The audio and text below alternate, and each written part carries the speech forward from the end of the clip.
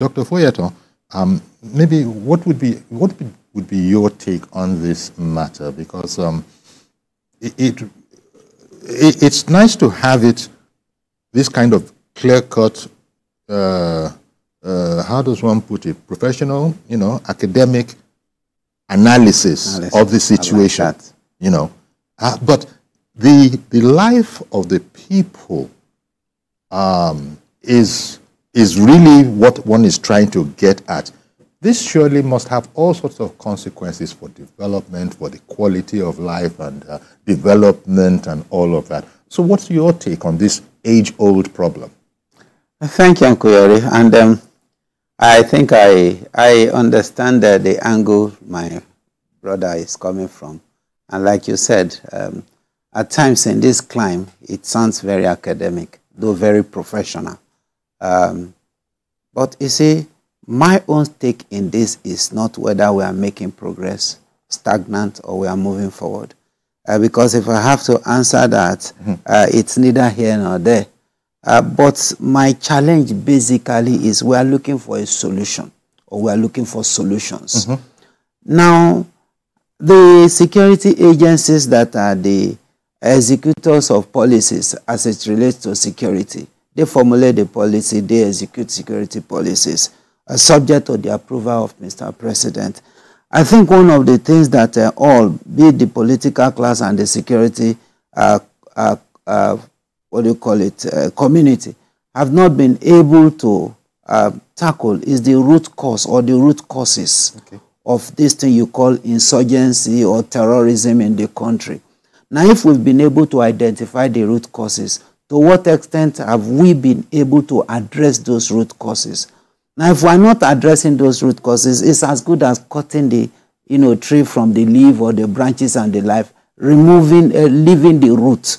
You would see many a times that even their reaction is reactionary rather than being proactive.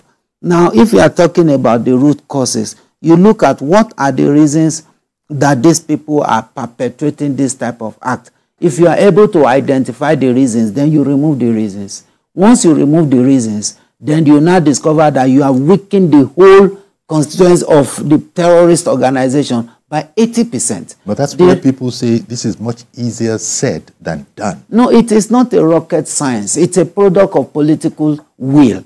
Because, yes, it's a product of, it's not a rocket science. Once the government is able to play high premium and high value on the lives of people, it will interest you that once that is established, the attitude and the demeanor will change eventually. You remember the story of an American that was abducted in Nigeria here, and the American government had to put in all its machinery and machinery. They don't care whether he is a plumber or he is a mechanic or he's a sweeper in America. As far as he's an American, the value of his life is equivalent to the value of the president of any other country apart from America. You look at that attitude. Now, if you look at what is happening, in the north, for example, which is the epicenter of terrorism in this country, what is the level of education? What do they, even some of them, do they even understand the meaning of terrorism? The terrorists and the like. If you look at what happened in Sokoto recently, now you see that we have the Ansarus, we have the Boko Haram. The Ansaru are extract, from the Boko Haram sect. The Ansaru strategy of terrorism is such that they take time to penetrate into the community. They even render community services over time. They even offer to protect the community and the like. And at the end of the day, end up doing what? Collecting taxes and the like from the community. The day the community realize that, okay, they are now being overburdened because they now have a tax master and they now want to revolt, then you will now see the violence. Are you there with me? Now, there are different strategies. That is the strategy of the Al-Qaeda and all those stuff like that. Penetrating. Unlike the Boko Haram that will come in violence and say, whether you are a Muslim, whether you are a non-Muslim, it's not their business. But the Ansari believes that, look, the way you treat Muslim is different from the way you treat non-Muslim. But the question is this. When you talk about different species of snakes, are they not, do they not have the venom to kill? The issue is not the species. The issue is whether they have the venom or not. Now, you see, these are areas that government should be able to be fair and true. Look at what is happening in Sokoto as we speak now. You see, Sokoto is supposed to be a holy state. Yes. If you permit me to use that word. Sokoto is supposed to be like the Mecca of Nigeria. It's supposed to be the headquarters of Islam in Nigeria, to the extent that no human being should see Sokoto and be thinking of violence. But look at what is happening, to the extent that the state has been desecrated. Because, you know, those that are either the architects, the players, and the like, we are not placing our priority where we ought to place. We are not going all out to understand that, look, you don't nurture terrorism. It's like you don't use snake as a, what do you call it, your pet at home. It's just a matter of time. It will bite. Now, if you also look at what is happening now, look at some of the causation. You are talking of unemployment. You are talking of some other issues. The infiltration of foreigners in the northwest. Now, what do? They come there to harness your mineral resources. Some of these mineral resources. In short, recently, somebody approached me on rubies and the like, and I was shocked to discover that ruby is more expensive than gold. Shocked to discover that, and we have a lot of it in Zamfara. We have a lot of it in Kaduna. We have a lot of it in some other states in the north. And shockingly, some of these foreign countries and they come in there, they arm this group, allow them to go on illegal mining, bring it to them. At times, some of them are even killed once they get those resources, and they find their way out either through chartered aircraft or through illegal routes out of the country. And you are talking of the natural resource of the country. The truth is that if the government is not able to understand that this is a major causation of terrorism in the country, it will strive, because any country that have high deposit of mineral resources, they are bound to have such crisis. You go to Democratic Republic of Congo, that is said to be the richest country in the world and the poorest country in the world. That is the paradox.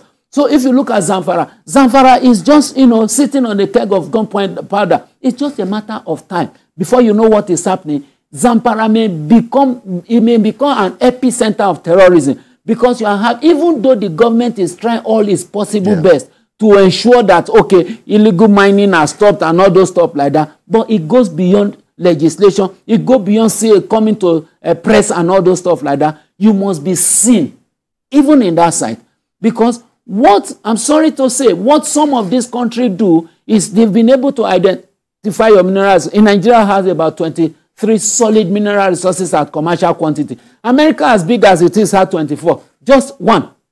And the population of America is almost, you know, is of course bigger than that of Nigeria. So if Nigeria, for example, is able to harness its mineral resources in the proper way, we don't have business with poverty. Our arable land has been cultivated. Just 3% of our arable land, or 4%, is said to have been cultivated. Uncle Yori, you will see that when you travel anywhere in the country by road. Look at the uncultivated land you will see. They are more than the little land we know within our neighborhood in the cities. So the government should be intentional about removing the causation of terrorism. You talk of employment. You don't need a technology to create employment.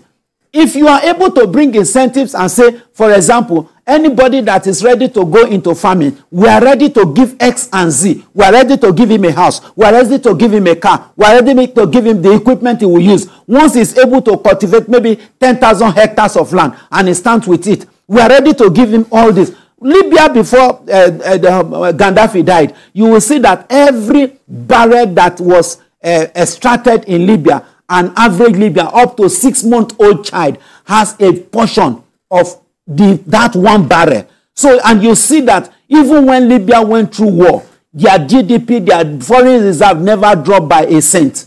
So this, and Nigeria, we have that resources. But the question is whether we have that political will, and if we do have the political will, who are the people that are advising Mr. President as it is now? I think Mr. President should really look outside, should forget about his advisors, and look outside and think about private consultants, because his advisors are going to be telling him what he wants to hear, what they think he wants to hear. They are only going to be pacifying him because they want to keep their pot of soup, which is their appointment. Because as it is now, they are not doing Mr. President a very good service. Many of them are not working according to, you know, the pace with which I see that Mr. President wanting to work. At the end of the day, the whole thing will backfire on him. So if he is able to say, okay, whatever advice they give me the advice. Let me have the people's opinion about this thing. Listen to radio, listen to television, listen to what the people are saying. Forget about what your press people will say. Forget about whatever information they want to manage.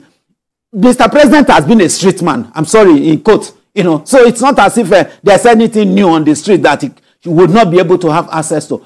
If these are able to be done, you will be able to identify all the causes of this terrorism. Remove it. For foreign infiltration, it's not going to be a difficult thing because it takes, the participant scrutiny of an insider to be able to nexus that of a foreigner, to be able to succeed. A Chinese, an American, a German, a Briton will not go to Zamfara on his or her own to go and exploit your gold. He's going to use your people to exploit the gold, give them peanuts, collect the money. Some of them don't even know the value of what they are. Yeah. They don't even know. Some of them don't even know what they use them for.